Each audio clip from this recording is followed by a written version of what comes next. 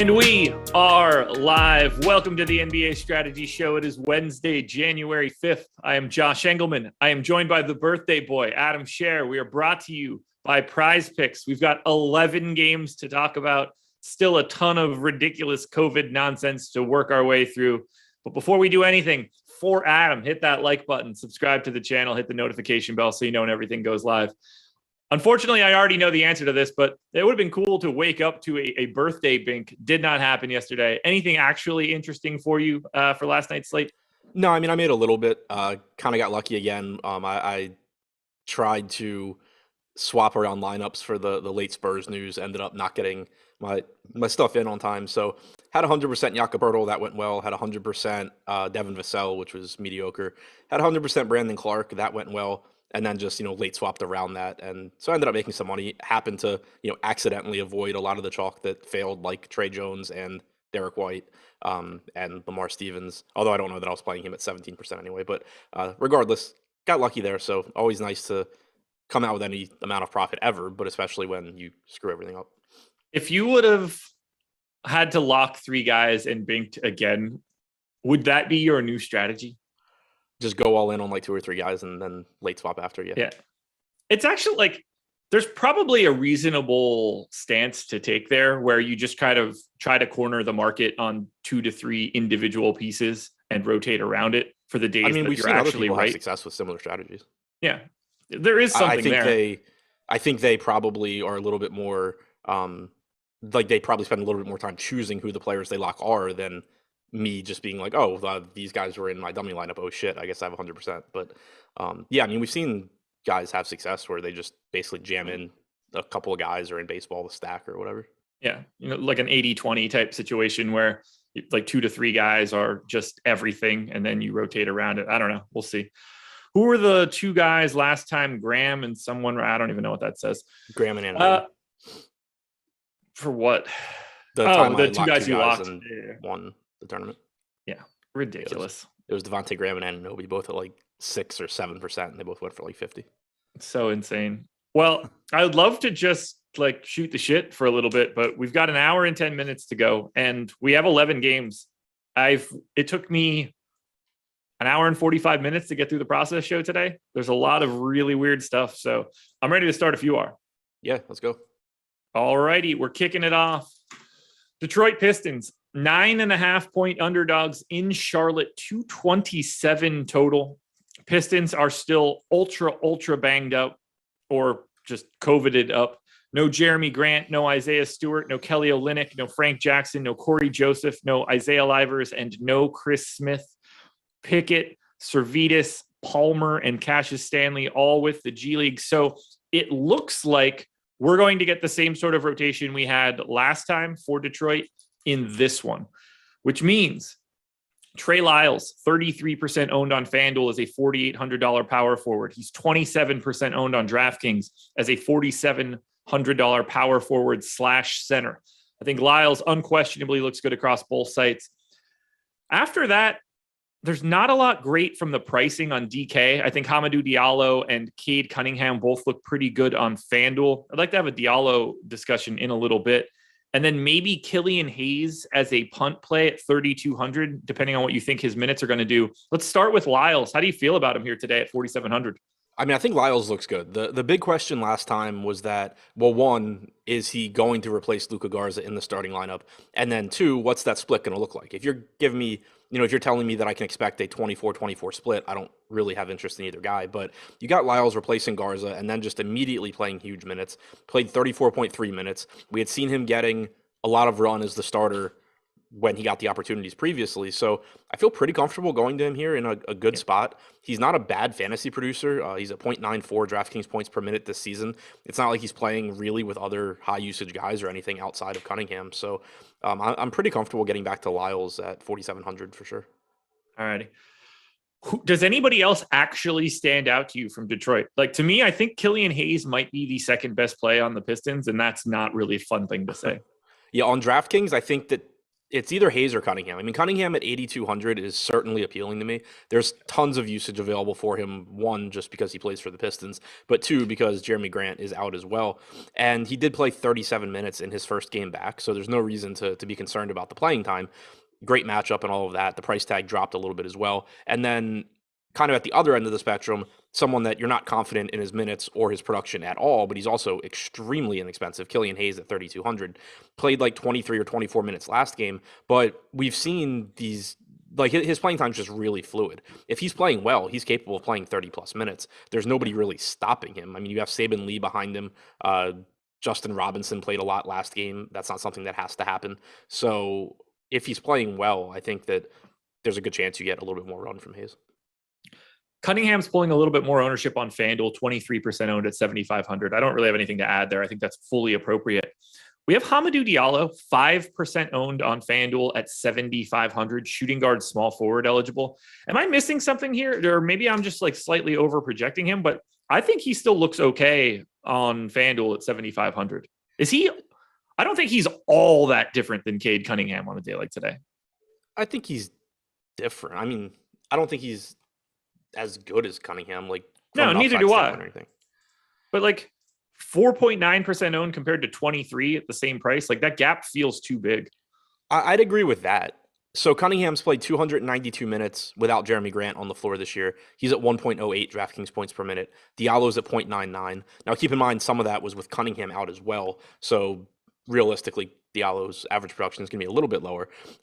Cunningham's usage rate, though, is several points higher. So it's like they're definitely different plays. I mean, Diallo has played 156 minutes with Cunningham on and Grant off. He has a 17.5% usage rate, basically no peripherals, 0.84 DraftKings points per minute. So I think it's still more of I'm getting a low-owned guy playing a lot of minutes against Charlotte. He can have a monster game. I agree with that. I don't really like the comparison to Cunningham, though, because I think it's realistic to expect that his usage rate is like 8 to 10 points higher and that his assist percentage is like triple Diallo's. Yeah, I shouldn't have said it like that. I just, the comparison point was only because they had the same salary. I probably phrased that poorly to actually compare them, because clearly Cade Cunningham is a better per minute guy and is going to be getting those points in a significantly different manner. I didn't think Diallo took such a negative hit with Cunningham on. And it's also kind of tough because Diallo's sort of started playing differently as the year's gone on too. Like he's just kind of gotten more aggressive. So I don't know that you want to treat 17.5% as gospel, but I mean, directionally, I would think that his usage goes down with Cade Cunningham out there. Sure. But either way, I think the way that I basically view it, and I think what you're trying to say, it's one of those spots to me where I'm not going to just like, if I'm playing 150 lineups, I'm not going to go into the slate saying, oh, I'm going to make money tonight by just playing Diallo over Cunningham. But it is a spot where if you laid me those odds individually, I would take them, which kind of just tells you that in any individual lineup, that's a very reasonable ownership pivot if you need one. Yeah. So like we've got Cade 23% owned. That's exactly where I got him in my crunch. Lyles has chalk. Totally makes sense. But 5% Diallo is showing up in 16% of my lineups. I'm happy with that in a matchup at Charlotte. Second highest total on the slate. I don't mind taking that shot at the low ownership. Somebody to keep in mind for GPPs on FanDuel, at least. Anything else for the Pistons? No. All righty. Shouldn't have hit you with that question as I was watching you take that drink. Well, next time I'll just keep moving. For the Charlotte Hornets, we're kind of used to this, although I actually think they look a little bit better today than they normally do, considering they're playing the Pistons. The chalk play for today on FanDuel is 19% owned LaMelo Ball at 8,700. Totally agree with it. I think he's one of the better plays of the day, given his current price. On DraftKings, though, only Miles Bridges at 7,100 is in double digits in ownership. I'm just as happy getting to Ball as I am getting to potentially Rozier at 6,900, Gordon Hayward at 6,400.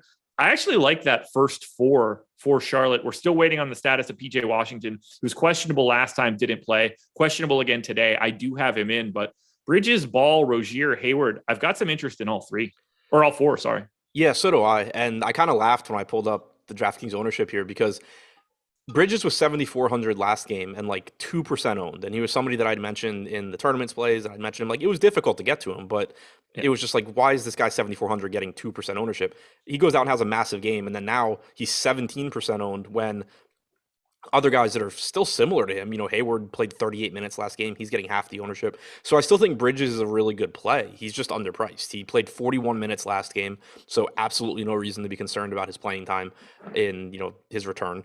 On average for the season, he's around 37 minutes per game, around a fantasy point per minute. He is very, very clearly underpriced and very clearly a good option. But at the same time, if you're going to get half the ownership and a salary discount on Hayward, I like Hayward. If you're going to get a fraction of the ownership on Rozier, I like Rozier at 6%. I like LaMelo. He played 31 minutes last game. Certainly could play a little bit more. Played really, really poorly, especially in the first half. But all of these guys have really high ceilings. I think they're all favorably priced, particularly Bridges at 7,100. But there's no real issue in Hayward at 6,400. I don't have any issue with Rozier or Ball either. Yeah, I think they all look relatively similar to their salaries. Like I think they all look good. And again, against Detroit, it's a great spot. Pistons I think Bridges is the best of the four. Agreed. Pistons are 8th in my pace metric right now. Charlotte is number 1. So this is just a general pace up spot for both teams. Any thoughts on Mason Plumlee? 5,600 on FanDuel, 5K on DraftKings. To me, he's just like a play where you're not mad that you get him at center, but there's 27 other centers. Revenge narrative too. Yes, revenge narrative. I'm sure he's worried about it. Yeah. But no, I think that if Washington's out, I'm interested in Plumlee. I would expect him to play 28 minutes or so. If Washington is in, I'm not interested in Plumlee. I would expect it to go back to like 22 minutes for Plumlee, 26 for PJ or something like that. Interesting. I don't know if that happens for this first one, but generally speaking, going to agree with you. The bigger question for me is what do they do with Nick Richards? Like, can they go 26-20? He didn't? No. Really? Yeah.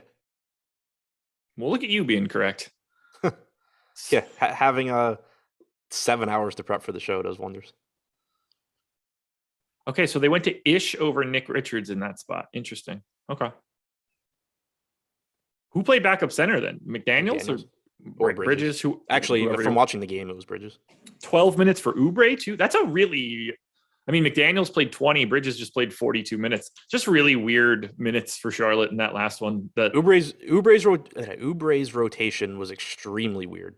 The fact he only played 12 minutes. Martin getting 24 is probably on the high side of what I'd expect, but it's reasonable. Ish doesn't have to be in the rotation.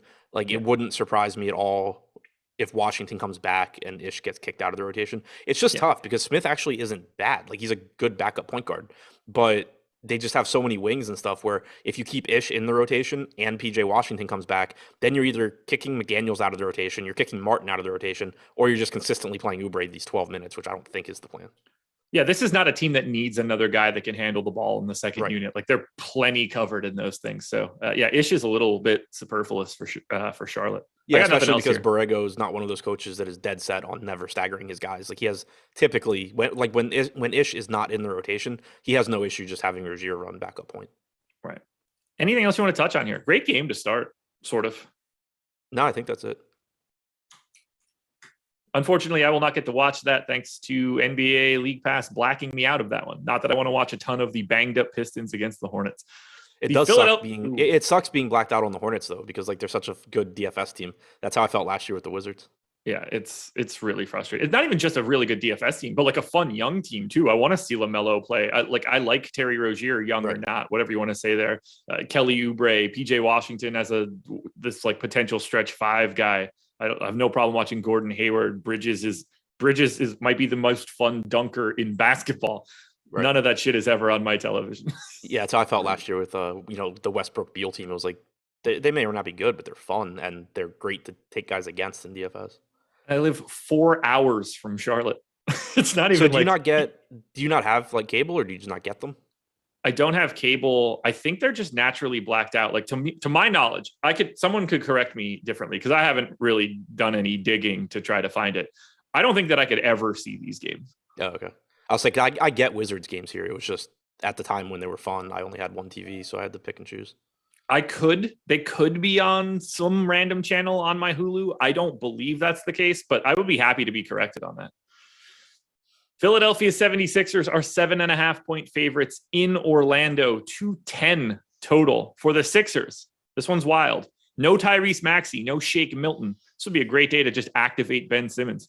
No Matisse Thybulle, no Paul Reed, no Jaden Springer. So both of their normal point guards are out.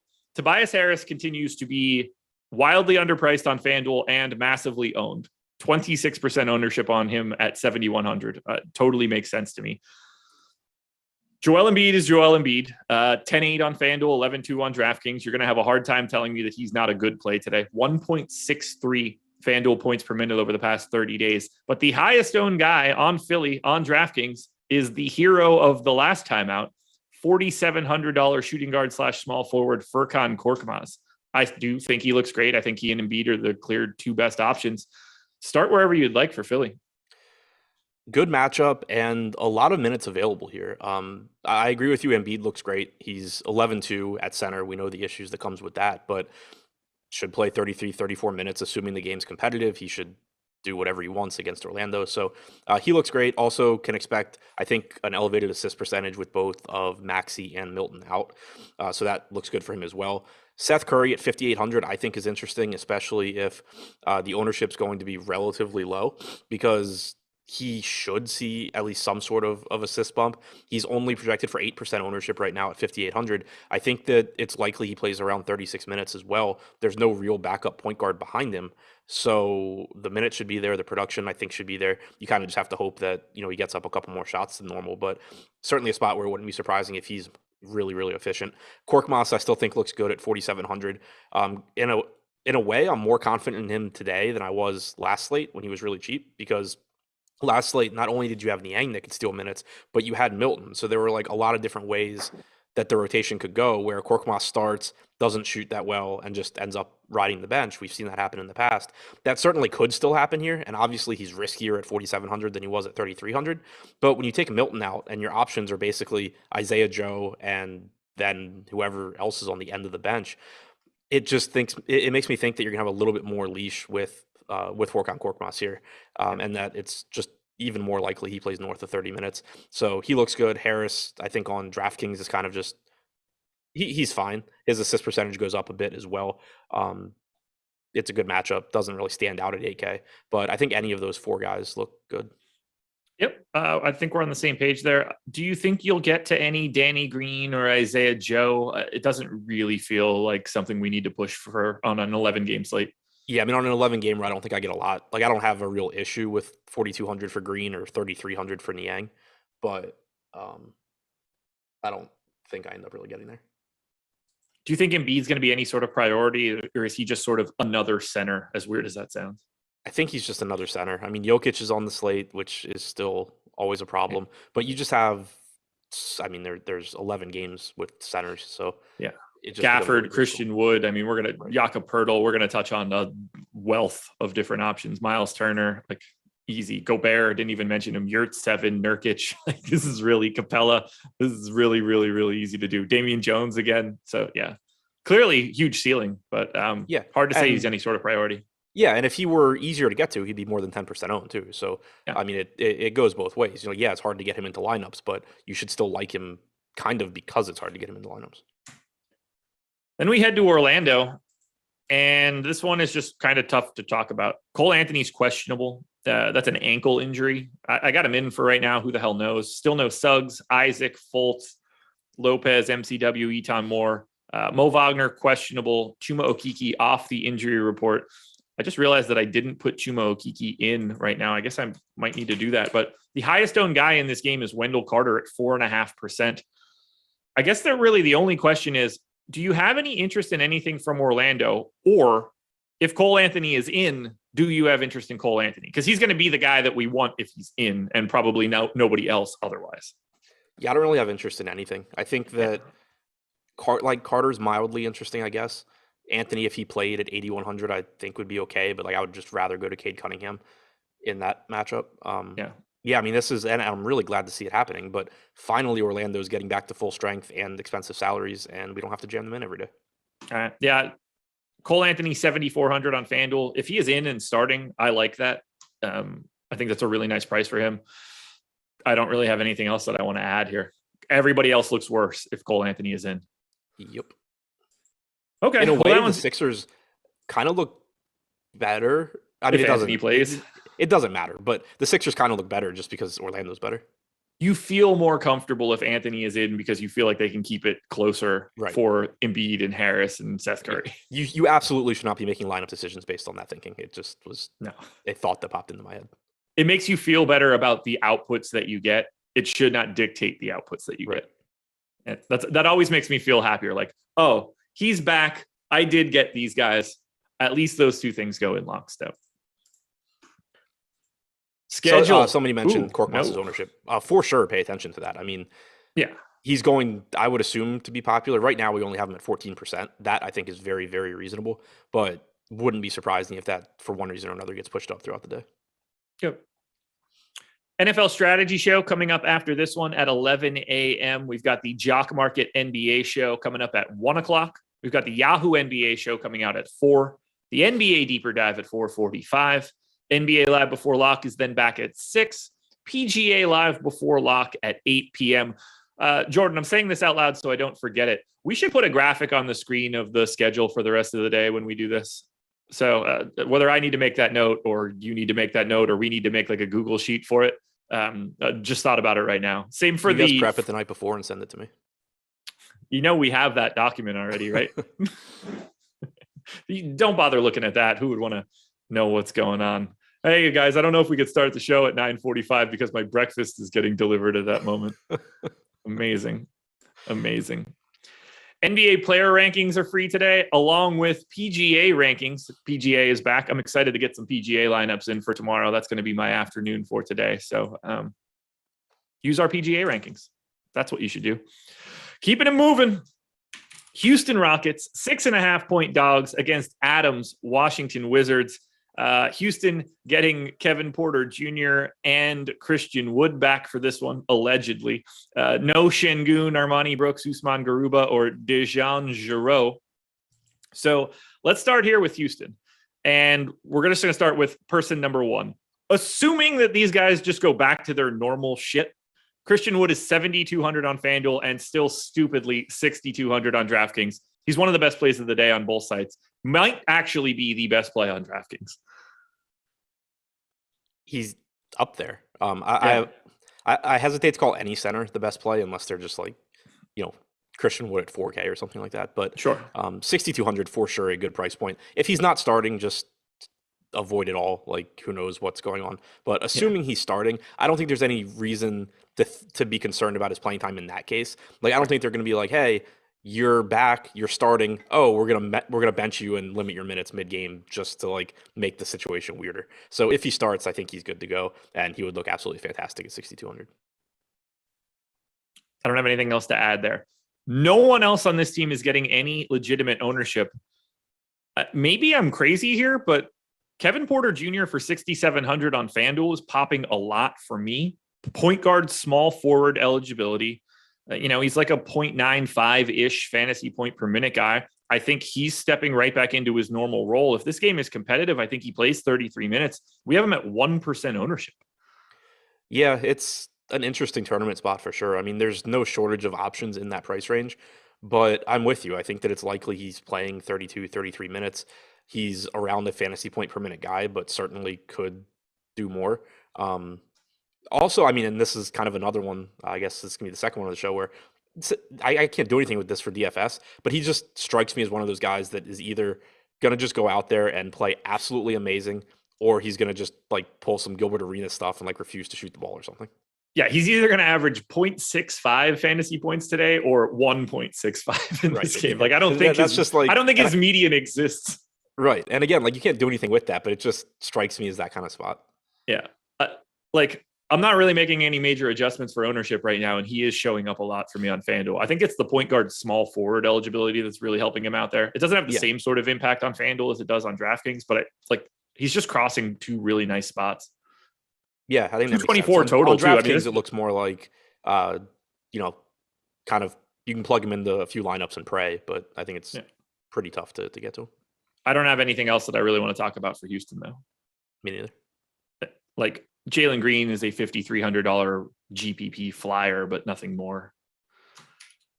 All right, for your Wizards, it looks like we're getting the same thing that we had last time. No Dinwiddie, Hachimura, Harrell, Bryant, Holiday, Gill, Wanamaker, Tremont Waters, I think Tremont Waters is officially on the Wizards. He's still listed on both teams on the Basketball Reference depth charts. Yeah, He's on the Wizards, but not active. We are getting Howell Neto back, potentially. I think there's a ton to like here for Washington. Pace up spot against Houston. Houston's defense sucks. I'd like to get to Bradley Beal for 9,900 on FanDuel. I don't mind it at 10-5 on DraftKings, but you're paying the proper rate there.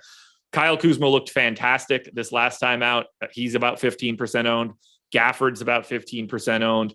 Denny Avdia for 5,200 on FanDuel is 18% owned. Don't totally agree with it, but still a good play. KCP not getting the ownership that he got last time on DraftKings. That makes some sense to me, but any one of these guys are solid to good today. Yeah, if Neto's back, I'm a little scared of like everybody because actually, I guess I shouldn't word it like that. Gafford looks great regardless. Neto doesn't necessarily make guys like Beal, Kuzma, KCP, Avdia worse. But my expectation is that you're essentially adding another body to the rotation. In their game against Charlotte, Alize Johnson played 6 minutes all in the first half, didn't play it all in the second half. So essentially they ran a 7-man rotation. I think you just get Neto coming back and playing like 20 to 22 minutes, which the negatives to that would, for one, Beal probably goes from like 43 minutes to 38 or even 40. Avdia probably doesn't play 40 minutes again. Beal also potentially loses some of that ball handling responsibility that he's had. All of those things, though, are sort of possibilities more so than positives. Like if Neto comes back and the Wizards are still just like, yeah, Bradley Beal's running this offense, and Kyle Kuzma is the clear number 2, then it's not going to be surprising. I just think it adds a little bit of risk if Neto's back because he is someone that's kind of capable of cutting into the peripheral rates. And I gave him 22 minutes. It just makes Beal, at least on FanDuel, it makes Beal, Kuzma, Caldwell Pope, Gafford, and Avdia look really similar. I'd say KCP and Avdia are a little bit less similar than the other 3 guys. I think there are actual ceilings on those guys. Again, Gafford looks exceptional, but we are not going to be short of different center options that are also exceptional today. So it's just, you want to get parts of Washington because that's what happens when you play Houston. Yeah. And Kuzma's another one. Like, I think that he's still a good play at 7,700. He's playing big minutes. He's the number 2 option behind Beal. At the same time, he was like 5% owned at $8,000 the other day. He has a big game, and now on an 11-game slate, he's at 14%. I think he's a good play. It's a good spot, all of that, but like, I don't really know why he should be that much more popular here. No, I think his ownership is basically spot on. Yeah. Yeah, like I think he's fine. I don't feel strongly one way or the other. The only spot where I for sure feel strongly on Washington is that I love Daniel Gafford at 6,400. I completely agree with you. I think he is very clearly the best option on Washington, basically regardless of what news and like integrations we get. He's going to play, as long as he can be on the floor, he's going to play 32 minutes or more today. Yep. As far as Beal goes, the way I'm thinking about it is if Neto is out, I like Beal at 10-5. If Neto is in, I still like Beal at 10-5, but it becomes a lot more of, if he's projected for 8% ownership at lock, I still am pretty happy to get to Beal. If that has, gone up to the 20% range or something, I mean, we've seen him have some crazy ownership lately, then it kind of starts to become worth it to me to be like, okay, like there's no guarantee that he doesn't go back to his normal role of being a really high usage guy that doesn't get as many assists. So I just pay a lot of attention to the ownership really on all of these guys. I think if Neto's back because like I said, I think that it just adds some uncertainty, which when there's low owned guys with high ceilings, you still want to get to them. But if the ownership is higher, then it makes sense to get away. Off to San Antonio. Excluded again. Yeah. Off to San Antonio we go. Well, technically we're going to Boston. San Antonio, 7.5-point dogs, 220 total. We got word yesterday. Laffy didn't understand how to read, but everyone else appeared to be able to do so. DeJounte Murray is technically not on any sort of report yet because the injury report isn't out for San Antonio. We are expecting DeJounte Murray to just be in here. No Doug McDermott, no Lonnie Walker, no Zach Collins, no Devontae Cacok. That makes San Antonio look pretty awful clear across the board. I still like Jakob Poeltl for 6,100 and 6,300. He's not as good as Gafford is in this scenario, but it's just another guy in the sixes that plays center that is capable of a really big score. Do we get to anything here for San Antonio? I'm pretty much with you. Murray at 9,800 is kind of always okay, but on this slate in this spot, I doubt that I really get to it. Pirtle at 6,300 is still kind of interesting, but I mean, we've talked about what, three or four games now. You already have Christian Wood at 6,200, we assume. You have Gafford at that same price point. So already you're just talking about Pirtle in the context of he has the same ceiling as Gafford and Wood, and he's at 3% owned. So if you need to save some ownership, you can go there. But if I already have a couple contrarian plays in a lineup, I'm going to Daniel Gafford before I'm going to Pirtle. I'm going to Christian Wood before I'm going to Pirtle. So yeah, just kind of a lower owned tournament option. Vassell looks worse with Murray back. I hate this team for the most part. Yep. All right, cool. Keeping it moving. Boston Celtics side of this one. Also equally as ugly. Tatum appears to be back. Robert Williams appears to be back. Q tags on Romeo Langford, Aaron Nesmith, Jabari Parker. Oh, wow. I never noticed those little. So COVID protocols has a little icon. Non-COVID protocols has a little icon next to their injury, but they also have a little tooth icon. Jabari Parker is questionable for dental. That's a new one on the. What are you talking about? The basketball monster depth charts. Oh, okay. Color code their injuries, but they have a little tooth icon next to Jabari Parker's name. I was like looking at DraftKings, looking at the NBA injury report. I thought they had started like adding pictures to the injury report or something. Yeah, we don't need to start doing this in hieroglyphs. That's not going to be helpful. Enes Freedom also back. I think this Boston team is shaping up to run a really tight rotation. And if not, it's even worse. But the highest owned guy in this game is 9% owned Jason Tatum on FanDuel at 9,300. I think that ownership is perfectly reasonable. Do you want to get to anything for Boston? Because I think they look terrible on DraftKings. I think it looks really bad on DraftKings. It's just another team where guys are coming back. Jason Tatum's the highest owned guy at 3%.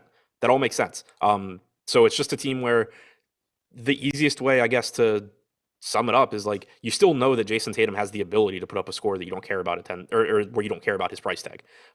He has that kind of ceiling. Same can be said for Smart. But when you start thinking in terms of probabilities and how many other alternatives you have on the slate, where you can find guys that are maybe instead of 2% owned, 5% owned, but still functionally doing the same thing for your lineup and just more likely to put up a good score relative to salary, it just becomes really difficult to get to anything. It really, really does. So I don't have much else that I want to talk about from this game. This is basically a full-on cross-off unless we get new news.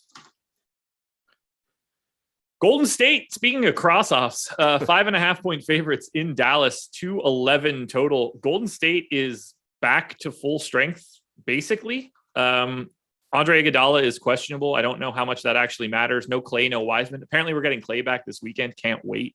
Highest owned guy on the Golden State Warriors on either FanDuel or DraftKings is 5.5% owned Draymond at 7,200.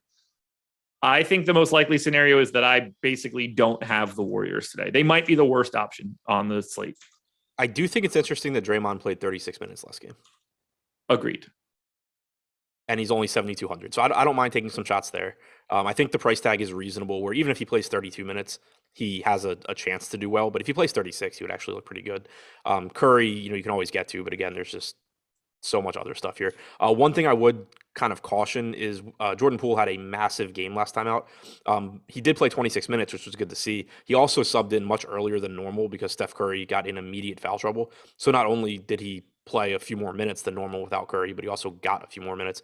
I think it's likely you get 24, 26 minutes or so again from Poole, but be careful chasing those points. He's still he definitely benefited from when he got the sub in last game.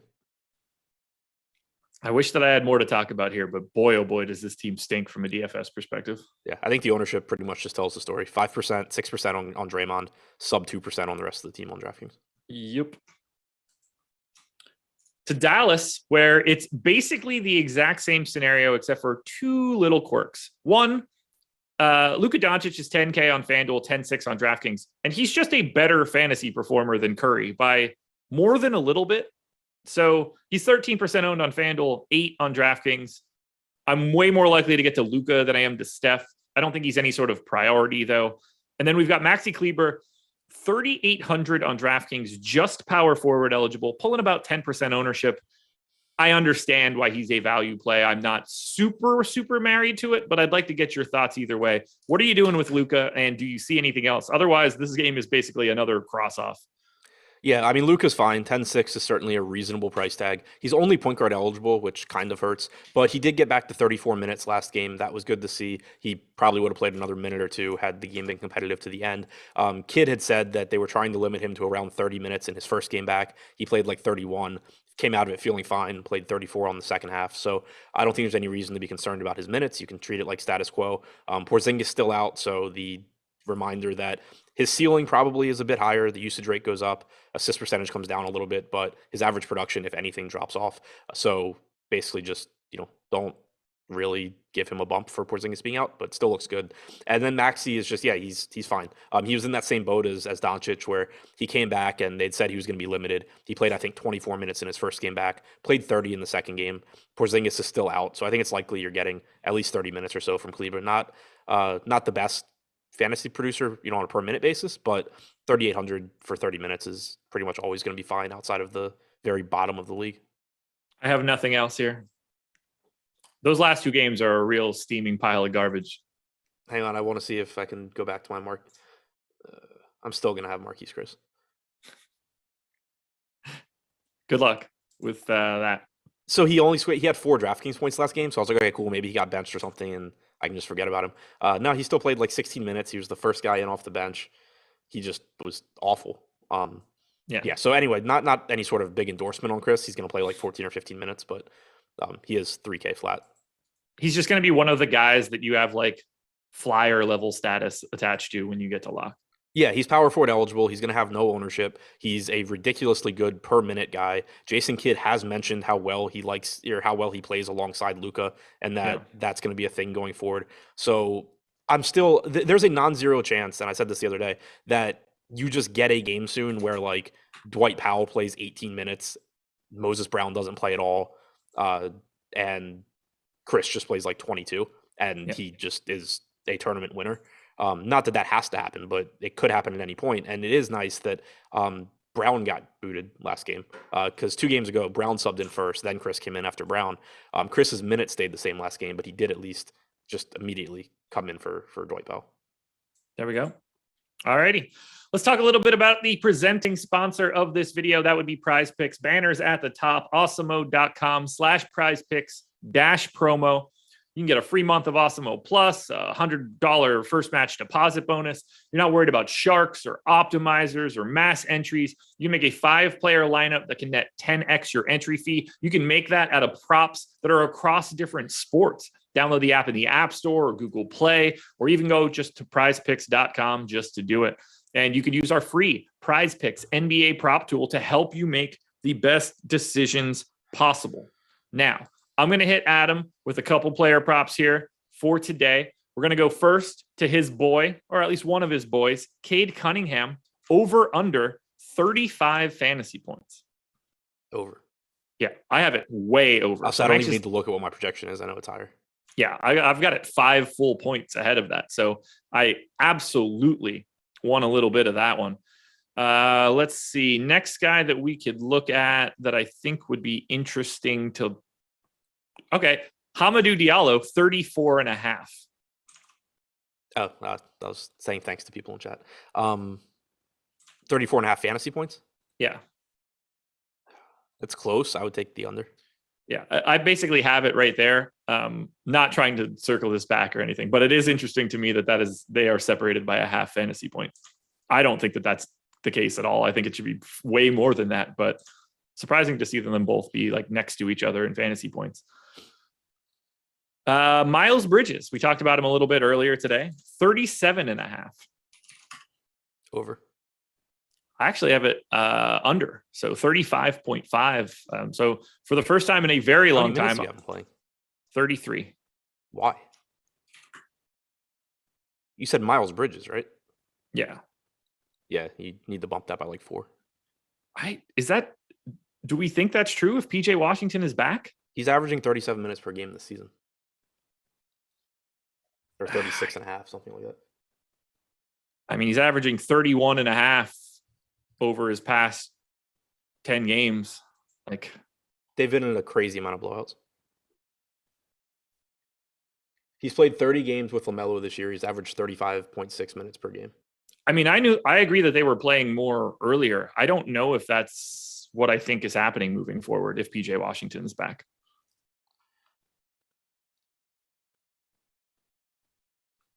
I mean, even if I give him, like, I don't want to go to 36. I don't believe that that's the correct number to go to for him or for the Charlotte team.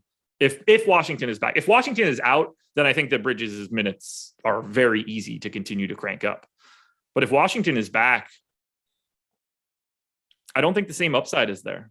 I mean, so here's his last 10 games: 43, 40, 28 in a 24-point game, 34, 38, 32 in a 31-point game, 37, 26. That was the game that the second unit came back, so he didn't play the fourth. 26 in a 34-point game, 42.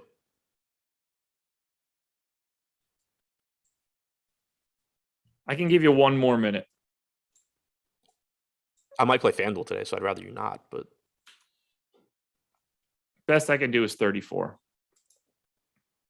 I don't trust this team. I trust Bridges. I mean, I think I do, but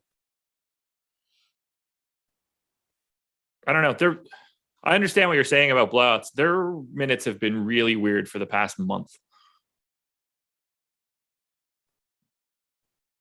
I think he gets clouded a lot by him being the guy that steps into like 40 to 42 minute games from time to time. I mean, yeah, but I think his baseline is like 36. Yeah, I would have trouble entering that in. I'm already getting him at 33. Yeah. Yeah, I mean, the only reason I was asking was he's like a point per minute guy, and you had him at 35 against Detroit, so I thought you might have been lower than me all minutes. Yeah, no, I sort of nerfed everything. I think they're pretty... I'm ultimately expecting a pretty concentrated 9-man rotation where like sort of everybody plays a lot. I don't know. I don't trust Charlotte. Maybe if I could watch them on TV more frequently. Anyway, check out PrizePicks. Told you how to if you didn't see. I did see one of the guys that actually lives in Wilmington that mentioned it. I don't know if that's something that I have immediate access to, but we'll find out. Awesemo.com/prizepicks-promo, everybody. All right, we move on. And we're about to get into the least fun thing that we're going to talk about. That would be the Brooklyn Nets, 7.5-point favorites in Indiana. Welcome back to basketball, allegedly, Kyrie Irving. Supposed to play today. Aldridge is questionable. Still no Joe Harris. Can we play anybody from Brooklyn today? Probably not. Salaries didn't really drop on Harden or Durant. If you wanted to go to $8,900 Irving, that is not crazy, I don't think. He's $8K on FanDuel. Yeah, I mean, unless I haven't seen any sort of like specific, we're going to ease him in or he's going to play 28 minutes type thing. I gave him 24. He could play 36. I wouldn't bat an eye at it. I don't see any reason he'd be limited. Like, he's been practicing. I mean, we get guys that have to take conditioning for 3 days off of potentially having COVID. Right, but I'm saying, isn't that what he's been doing? I mean, he hasn't played a legitimate basketball game in a very long time. Yeah, I guess I should rephrase. I wouldn't be surprised at all if he is limited. And I think that's what you were saying too. But yeah, I'm not positive he has to be. And that's kind of the reason that at 8,900 or 8K, I am at least mildly interested because he is projected for 1% ownership. And if Kyrie Irving does just play full minutes, that is a crazy price tag. Yeah. So I'm with you there. I have no feel for it. I also don't think that we can project his ownership correctly today. He's unquestionably going to be owned more than whatever we projected at because we have our ownership projections don't know that it's Kyrie Irving and all of what's attached to what's happening here. He's going to be like 5% owned or something along those lines, barring us getting a messaging that says that he's actually not playing all that much, which at that point, then you don't actually roster him. Yeah, or that he is. Right. And also, I mean, this is, whoops, wrong search, but also, not only do you have the playing times questions, but keep in mind, he's still playing with James Harden and Kevin Durant too. So there's a chunk of the time where you take a chance on him, he plays 35, 36 minutes, and then he still just isn't that good of a play. He's played 8 total games since last year with Harden and with Durant active. That is so stupid. 8. What? 8. Yeah, 8. He's averaged 1.1 DraftKings points per minute, 26.3% usage rate, 17.3% assist percentage, 37.7 minutes per game. So overall, I think extremely risky. Probably not a spot that I'll end up really getting to on a slate this big. But, if you were someone that just says, I want to take a stand here, it's not the craziest spot. Like, if Kyrie plays 36 minutes today, you're never going to get him at lower ownership at 8,900 again, is basically the thought process. If I cut him literally, no, if I bump him to 34 minutes, I mean, I got him. He's like a 1.2 fantasy point per minute guy, something in that neighborhood. I think he looks really good for, well, maybe not really good, but good for 8K or 8,900. So what other guards are priced around him on DraftKings? Shea is 88. Cunningham's 82. I don't know. It's kind of a dead zone, though. I mean, you have LaMelo at 96. $9,400 Mitchell. $9,500 Van Vliet. Yeah. I think whatever. The expectation is I play absolutely nothing from Brooklyn, save for like random lineups where Harden pops. Yeah, that's my expectation too. And I guess to just kind of concisely sum up my Kyrie thoughts, I doubt that I get there. I think it's extremely risky because one, he's the third fantasy option on his team, and two, who knows how many minutes he's playing. But if like the upside is certainly there if that's a risk that you decide you want to take. I will probably find other risks to take. Yeah, his minutes could be anything from 20 to 36, and I think any one of those outcomes are reasonable. I'm really curious to see what this does to Patty Mills. From a fantasy standpoint or a real life standpoint? I mean, I don't think it matters at all from a fantasy standpoint. He's a 0.7 guy. It can only go so far down. Right, yeah. But I wonder if 96 minutes is just going to get split between Irving, Mills, and Harden as much as possible. I would think at the 1 and 2. All right, let's get out of Brooklyn. I haven't projected them yet, but I assume that I would just give Mills back up 1 and 2 minutes. Yeah, I kind of did it the other way, but we're talking about the same thing. I gave Kyrie Mills back 1 up and yeah. It's all the same thing. The Indiana Pacers are playing again today on a back-to-back. They're getting, as best I can tell, they're not getting anybody back. Who the hell knows if they do or not? Brogdon, Levert, Duarte, Warren, McConnell, Martin, Jackson, Lamb, Batadze all out. Torrey Craig maybe questionable. Pulled a little bit of a hammy yesterday. Turns out we're just jamming in the Indiana Pacers once again. Kiefer Sykes projected for 57% ownership on FanDuel, 44 on DraftKings. Dwayne Washington, 37 and 33 across both sites. Sabonis, 20%, who probably had his worst game as an NBA player yesterday. At least since he left Oklahoma City. Yeah. Oh, yeah. As a functional NBA player, for sure. Miles Turner continuing to pull ownership. Power forward center on FanDuel, 16% owned. Just center at 7K, 10% owned. Let's start with the two obvious pieces. We're just jamming Sykes and Washington again, right? Yeah, I don't really see any way around it. I had mentioned yesterday that in the limited sample we have, Washington's been a much better fantasy producer. But at the same time, Sykes has been the one heavily involved as a facilitator in the 2 games that we've gotten. He's second on the team with 11.5 potential assists per game behind Sabonis at 13.5. Washington's only averaging 5.5 potential assists per game. So, you get more scoring upside with Washington, but as long as Sykes is going to be the one that's getting all the assist opportunities, it gives him a pretty high floor. I don't know how his salary went down. Is Brogdon confirmed out? I know he's out of health and safety protocols. We will know absolutely nothing until later because they're on the back-to-back anyway. Yeah, well, because I see yesterday they said that Lamb was out of health and safety and then out yesterday and doubtful today. I didn't know if they had said anything about Brogdon today. I saw the same thing for Brogdon, only it was basically like he's not going to play Tuesday, Wednesday. Okay. Also, LaMarcus Aldridge is in for the Nets, or expected to play. Cool. I had them in. Yeah. I split him in Claxton, and it doesn't matter. Yep, that's how I see it too. As far as Indiana, assuming Brogdon is out, just right back to Sykes, right back to Washington. It's just another situation where it feels like chasing points because you're just rostering these random dudes at high ownership, but it's not chasing points when their salaries are still just ridiculously low. Yep. Yeah, it's the worst part of this is going to be not knowing who starts if Brogdon happens to be back. Like, I assume it's Washington, but I don't know enough about these two idiots to find out like which one's the actual good play. Yeah, exactly. So jam those guys in. What are we doing with Sabonis? Because I think we're going right back to him. I still think he's an absolutely exceptional play for today.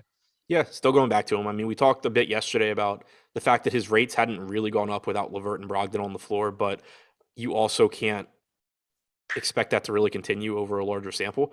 It is notable that Sykes has clearly taken on a playmaking role. So once again, it goes back to what you and I had talked about, where Carlisle just is having guards get assists basically. But Sabonis still leads the team over these 2 games with 13.5 potential assists. He's going to play huge minutes, and he's a. The only question really is he a really good point per minute guy, or is he a great one? The sample size is still limited. So far, it looks more like really good, but one way or the other, 9,900 power forward center eligible still looks like a good play. Still happy to get to Turner, I'm sure. Yeah, but I can almost guarantee I'll have less today than I did yesterday just because of the other center options. Well, to be fair, when you say that, it could just be because you didn't get your lineups in and you locked him yesterday into 100% of your stuff. That's not the case for Turner, but you never know. Yeah, I had like 26% yesterday. Okay. Yeah, I love it. If you want to go back to Justin Holiday after yesterday's stink bomb, knock yourself out. Not all that interesting, but should play a bunch of minutes potentially. If Torrey Craig ends up out, Justin Holiday should look a lot better. And then maybe O'Shea Brissett becomes a thing. Otherwise, it still seems like they don't care to play him all that much. Yep. All right, to Toronto we go. The team that I got inversely correct yesterday. We're going to do it again. 7.5-point dogs in Milwaukee. Yes, okay. That means wrong. I don't want to say that out loud, so I'd rather people just not understand it. This is probably one of the easiest games to actually project, although Milwaukee's got a little bit of a quirk. Nothing is interesting on DraftKings at all for Toronto. Highest owned guy is 1.5% owned OG Anunoby. On FanDuel, these guys have better prices. Anunoby's $6,400, $1,000 cheaper than he is on DK. Scotty Barnes is $6,300, $1,700 cheaper than he is on DK. Gary Trent is $5,100, $1,000 cheaper than he is on DK. All 3 of those guys are about 15% owned. All 3 of those guys should be about 15% owned to me. I have slightly more of Barnes and Trent at this moment. So I'm going to get to those 3 guys again, like I did yesterday. I don't think that I'm going to be getting to much Pascal Siakam or Fred VanVleet. Will you be getting to anything from Toronto? If they are still projected for 1 to 2% ownership at lock, then yes, just because this is another team where like their median projections aren't that great for their salaries. But if this game's competitive, these guys are all playing huge minutes, and there's just plenty of opportunities for one of these guys to go nuts. Yesterday it was VanVleet that just could not miss. He would have had an absolutely slate-breaking game if San Antonio had been able to stay in. He still gives you that kind of upside at 9,500. If he's going to get sub 5% ownership and can just legitimately win you a tournament basically single-handedly, I'm really interested, even though it's a slight overpay. Siakam, same logic applies, but he's a center, so it's just more difficult. Barnes and Anunoby should play a lot, so should Trent. Their prices are a little bit more reasonable, but I think VanVleet's the one that I think I'm most interested in on DraftKings, just from like a positional standpoint and what he does, if his ownership stays as low as it is. And then also, we kind of alluded to it when we were talking about Kyrie. There's not a ton of really good guards in that particular price range. So, if I can't get to a more expensive guard and, I'm trying to round out a lineup or whatever, it's not like I'm looking at somebody right next to VanVleet that is a markedly better play that I have to like click him over. Would you rather have Bradley Beal or Fred VanVleet today? If VanVleet's getting 1% and Beal's getting like 9%. Sure. And I'm saving $1,000 on VanVleet, I think VanVleet. Okay. Just checking. There's only one that I could really think of quickly. I don't think that, like, if somebody argues Beal, I don't think they're wrong. Okay. I don't think we have anything else to really talk about here for Toronto other than the fact that they are just GPP plays and that's and I think if the ownership are the same, my answer is Beal. Sure. Milwaukee, slowly but surely getting back to healthy, and then all of a sudden ripped back out from under them. No Grayson Allen, no Pat Connaughton, no Dante DiVincenzo. So 3 guys that most NBA players wouldn't be able to put the right name to if you just showed all 3 guys, 3 nondescript white guys clear across the board. Brook Lopez also out. Q tags on Semi, Jordan Nwora, and Thanasis. Bobby Portis, 17% owned on FanDuel, 2.5 on DraftKings, where he's just center eligible. Giannis gets to about 12% across both sites. And then that's sort of it. It's kind of like Giannis and not much else. Maybe a little bit of Middleton. Maybe that Portis piece on FanDuel just because the position and price is slightly better. But Not all that ideal for Milwaukee, even though they're freeing up like 75 rotation minutes. Yeah, I kind of feel like Portis, you could just take exactly how I said I felt about Jakob Poeltl and apply it to Portis at 6,400. Yeah. If he beats Daniel Gafford, wouldn't surprise anybody. If he beats Christian Wood, it shouldn't surprise anybody. But you still need him to win like that entire range, and you can't really project him for more than like 30 minutes, I don't think. Yeah. So yeah, like if you get to a little bit of low owned Portis, that's fine. But if ownership isn't a consideration in that particular lineup, I think Portis is behind probably all three of those guys, if not for sure Gafford and Wood. Middleton, yeah, if you get there, fine. Same with Drew, but neither one looks like a priority. Giannis, probably the most interesting to me, only getting 12%. This is a game where, there's a decent chance it's competitive. They're only 8-point favorites at home. We know that Giannis is one of the best per minute fantasy producers, and you get forward eligibility, which makes it a little bit easier to get to him. So never going to be upset if I get to Giannis. Small forward, power forward on FanDuel, which is almost near accurate. Does anybody else fall into the minutes that matter? Wara, Hill, Wes Matthews, Rodney Hood. The problem is that George Hill, Wesley Matthews, Rodney Hood are all absolutely awful fantasy players. Yeah, if Wara's back, I think you could see him step into more. He had been the guy that was kind of stepping up, like when Middleton was out before, and now you have Connaughton and Allen out. But I don't know if he'll be back. So if he's also out, then I guess it's Hood, Matthews, Hill, Smart, a bunch of guys that don't matter. The only way I see me caring about anything going on with Milwaukee outside of Giannis, Drew, Middleton, and Portis is if Jordan Wara starts. Okay, I agree. Keeping it moving. Oklahoma shitty 7.5-point dogs against the Minnesota Timberwolves. The Thunder get Shea back, Baisley back, and Trey Mann back. And by back, I mean off of the injury report. They no longer have Gabriel Deck. Not that that matters. Lou Dort, though, out, as is Jeremiah Robinson Earl. Giddey is 15% owned on FanDuel. The next highest owned anything on FanDuel or DraftKings is $8,800 Shea on DraftKings. I actually like Shea a little bit more than the ownership that he's showing. I understand the ownership on Giddey. This is a team that I have a whole lot of trouble trying to roster, and I don't even mind it. This team sucks. They are extremely bad. SGA at 8,800, I'm fine with too. I'm assuming he's just going to come out and play his normal 36 minutes or so. Outside of that, another really bad team getting healthy. They're not expensive, but they shouldn't be because, like you said, they suck. Typically, and it's easy to forget this because it's been so long, but OKC, one of the reasons they've been so bad for DFS this year, outside of being a terrible basketball team with terrible players, is that they also just run like a really deep rotation when they can. So these games that, you've gotten recently where it's like, oh, Aaron Wiggins is playing 38 minutes or Paul Watson or whoever else, those are going away as this team gets healthier. So you're back to basically saying, yeah, if I get to a little bit of SGA, that's fine. If I get to a little bit of Giddey, then I'm fine with that. Baisley at 4,300 is okay, but there's just nothing that stands out. And SGA is the clear preference if for whatever reason you have to take somebody from OKC. There it is.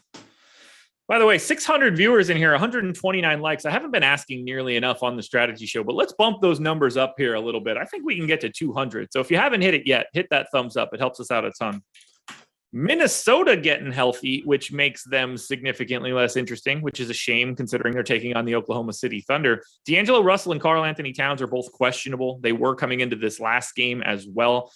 I put them in now. I don't know what kind of minutes we're going to get. I think that they probably both play slightly less than they normally do. Towns in particular, given that this is his second go-round. But I gave him 30. I gave Russell 30, which means that the only things that I'm really interested in are Anthony Edwards, and that's muted, and maybe Vanderbilt on DK at 5K, but no one is owned more than 8.8% on FanDuel or DraftKings. That is Jared Vanderbilt on DraftKings. Do you go to Minnesota here? If those guys are back, it makes it tough to prioritize anything because clearly you're taking usage away. With Towns and Russell back, you're cutting into Beverly's assist numbers. I do slightly disagree just on expecting Towns and Russell to be limited. If they're back and starting, I don't necessarily think they will be. Just the trend that I think we've seen is that when these guys miss games for conditioning, by the time they come back, they are conditioned. So, like, I don't know. I mean, it's just, and it's not like I'd be shocked if, I'm wrong on Towns or something, but I'd probably go a few minutes higher. But either way, it's not going to make him look great. It's not going to make Russell look great. You're just back to having three guys that all have high ceilings, but that all, cut into each other's production. Yeah, whether I give Towns 30 minutes or 34 minutes, he is not going to be any sort of priority. So I don't care. Russell, I guess, could sneak into being slightly more interesting, but it mostly just hurts Anthony Edwards. Right. Who still has a huge ceiling because if it's an Anthony Edwards game, he doesn't care who else is on the floor with him. But no, it just makes the chances of it being an Anthony Edwards game lower. Yep. I got nothing else here. Me neither. Pat Beverly might steal the ball like 12 times. Got to go through it quickly. We do have 2 really good promos. And if you watched my video yesterday on Twitter, you saw a really good video as well. For $20, you can get 22 days of Awesemo Plus Platinum using the promo code 2022, 2022, 22 days for $20. Or if you want to come in for the long haul, 20% off a year of Awesemo Plus Platinum if you use the promo code HAPPY22. Both of these promos give you access to everything that we have: player projections, ownership projections, lineup builder, boom bust, Discord, and more. And it all ends January 7th at midnight. You can't get these deals anytime after midnight on Friday. So make sure you're getting in now. If you just want to get a taste, it's 2022. If you want to come in for the long term, happy 22. You can see both promo codes on the screen right now. All righty. Utah at Denver. Jazz, 5.5-point favorites in Denver. They got their first COVID absence now. Joe Ingles is out, but Bojan Bogdanovic, Royce O'Neal, Rudy Gobert, and Hassan Whiteside are all questionable. Eric Paschall is back. Jordan Clarkson and Donovan Mitchell are both probable. They did just sign Daniel House. Don't know if that matters. Donovan Mitchell's 18% owned on FanDuel. No one else is higher than 9% owned Rudy Gay on DraftKings, where he's 3,400. I don't really think that we could even talk about this Utah team, given the fact that they've got like 4 or 5 guys that are questionable. But assuming everybody that can be in is in, I find them very uninteresting. If everybody is in that can be in, they are just Utah again. Matchup's not ideal, but they do still have a 113 total. Gobert is always fine. They're all just like average plays at low ownership. Yep. That's about all we could really say here, I guess. Yeah, I mean, so if O'Neal's out, Gay, I think, is the direct beneficiary. If Boyan's out, probably the same thing. If Conley is out, Mitchell and Clarkson look better. If, I think that was all the question. Oh, if Whiteside's out, Gobert looks a little bit better. Keeping it moving.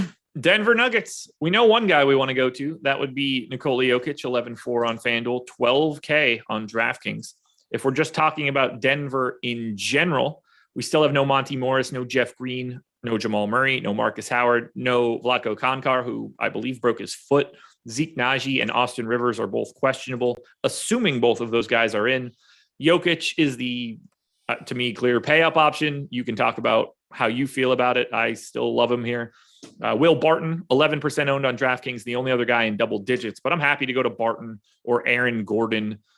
Maybe a little bit of Austin Rivers if he happens to be in, just given the position, the price. But Jokic is the clear star here. Barton and Gordon, second tier options.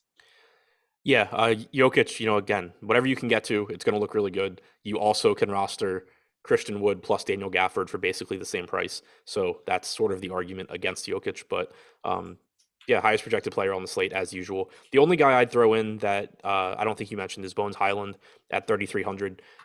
He benefited last game from Rivers leaving the game early. So I think if Rivers is out, it makes him look better. But also, he's only 3,300. He played 25 minutes last game in a game where coming in, Mike Malone said, we're going to play him in 3 to 4 minute stretches.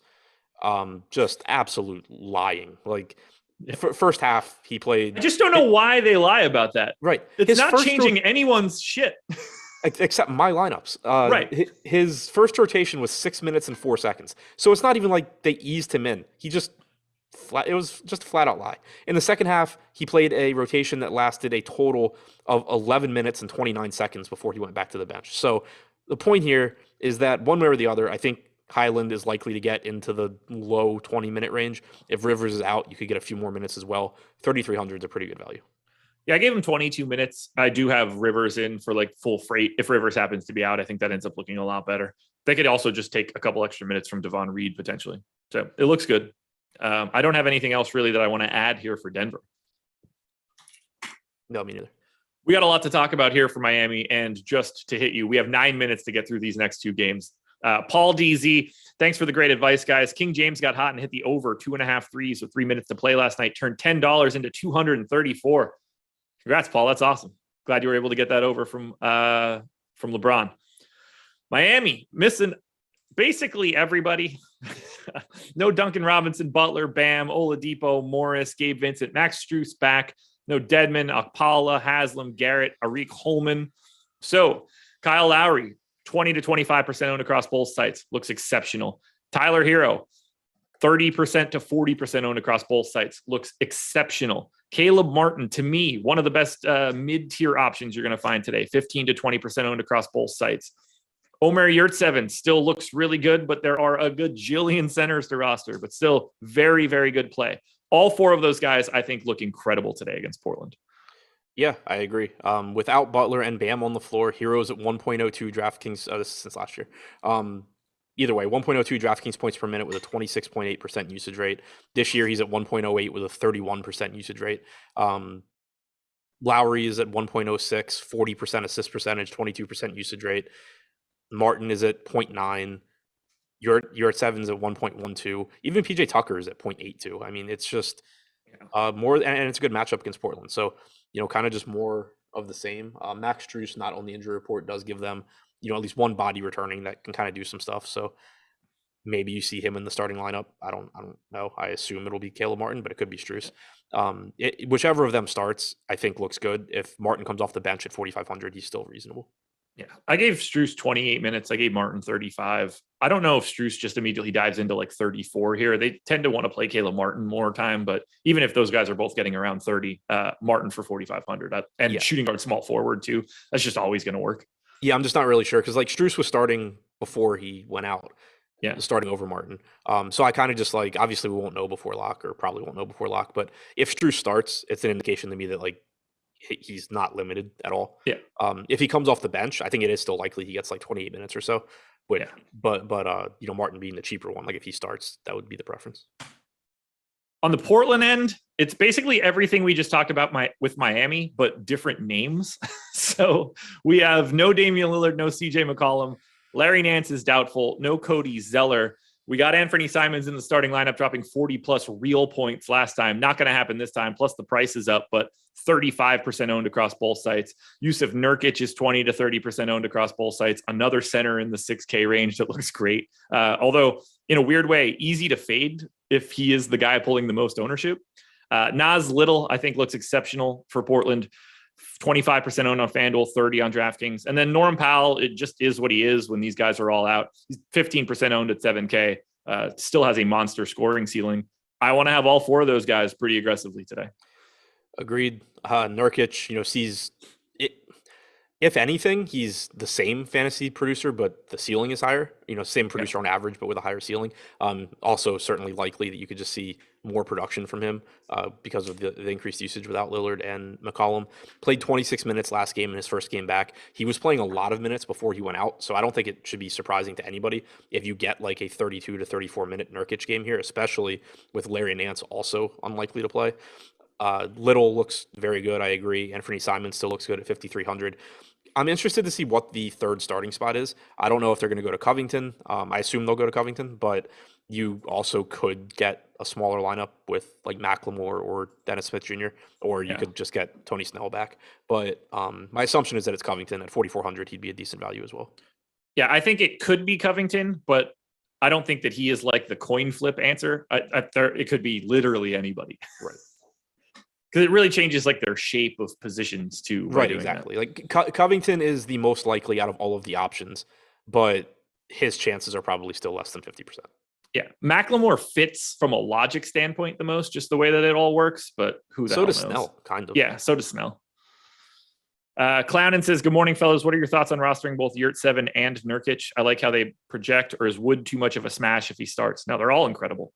Yeah, they all look really good. Yeah. And if your question about Yurtseven and Nurkic had to do with them playing each other, it doesn't matter to me. Yeah, same. Play a lot of Powell, Simons, Little, Nurkic, potentially Covington or Macklemore, depending on how all that shakes out. Let's close it out. Atlanta Hawks, 1-point dogs in Sacramento. And honestly, I don't think we're trying to be talking too aggressively about Atlanta. Still no Bogdanovich, Hunter Collins, Jalen Johnson, or Gorgie Jang. Q tags on Cam Reddish and Trae Young make everything incredibly difficult to talk about in this spot. We have Kevin Huerter projected for 10% ownership. Gallo projected for 10% ownership. Gallo, by the way, played like 30-something minutes this last time out with Reddish out. Keep your eye on that one. If Reddish and Young happen to be in, I would like to be more interested in Atlanta, but I don't think that I am. If they're in, I still like Trae Young. Sure. Really good spot. Price tag came down. Also, at what point did he get hurt? He played 37 minutes, scored 56 actual points, and then is listed with a back injury. He's carrying his team. Right. But, I mean, if he plays, I think he looks fantastic. I talked about it the other day. Without Collins and Bogdanovich on the floor since last year, he has a 40% usage rate and a 43% assist percentage.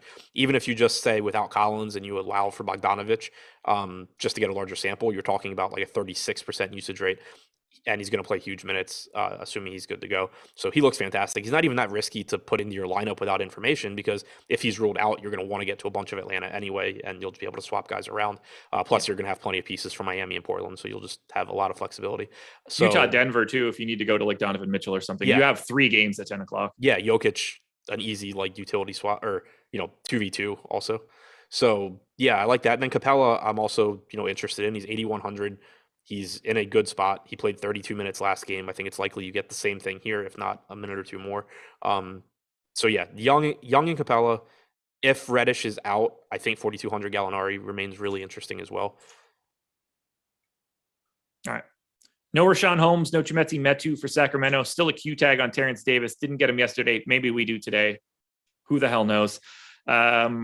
I expect we're getting the same thing from Sacramento that we did yesterday. Barnes is 18% owned on FanDuel. Nobody else is above 10. No one is above 10 on DraftKings. To me, that looks wrong. I think Fox for 7K should be more than 8% owned. I think Damian Jones for 4,200, even though he is a center, could probably be worth or should be owned more than 9% given the amount of minutes he's been playing. I like Sacramento a lot more than the ownership is showing, but no one individually. Yeah, that's how I see it as well. It's just a pretty cheap team, especially if Terrence Davis stays out, because not that I think Davis makes a huge difference, but it's kind of like Hollow Neto, where he could, and it just kind of adds a little bit of risk. But yeah, I mean, Fox at 7K is a crazy price tag, even for his relative lack of production so far this year. Damian Jones is still really cheap and playing good minutes. He played 29 again last night. Hield is still 5,400. And, we saw last night where he's an extremely volatile player. His floor is basically non-existent, but if he's not playing well, then I'm probably not going to cash that lineup anyway. And I'm definitely not going to win the tournament. So I don't really care. If he is playing well, he can get more minutes and just destroy a $5,400 salary. Mitchell's still really cheap. Bagley's still cheap. Barnes is fine. So I think the number one guy for me would be Fox. I like Jones, although the opportunity cost is insanely high. Like, it's just a spot where if you get 25 DraftKings points or something from him, it's probably bad, even though he's like 6x his salary. Healed in tournaments with shooting guard, small forward, I really like. Shout to News God for his super chat, taking a crapper on Mr. OG Crypto once again in chat. Injury videos, GPP videos, deeper dive, all that good stuff for you coming up later today, Adam? Yes. Putting in a lot of labor on the birthday. Reward this man with a like today on all of his content. Thank you guys for being here. Good luck tonight. Win that money. We're back again tomorrow doing it all again. NBA Strategy Show. Peace.